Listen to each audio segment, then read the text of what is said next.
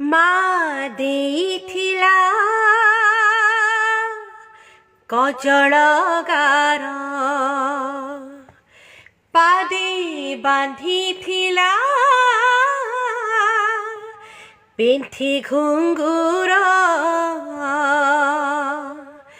ହଜି ଯିବ କାଳେ ନୟନ ପିତୁଳା ମାଣିକ ତାର ମା ଦେଇଥିଲା କଜଳ ଗାର ସେଇ ମାଣିକକୁ ରଥରେ ବସି ଅକ୍ରୁର ଯେ ନେଇଗଲା ଗଲା ପୁଅ ଆଉ ବାହୁଡ଼ିଲା ନାହିଁ ମା କୋଳ ଭୁଲିଗଲା କଳା ଲାଗିଗଲା।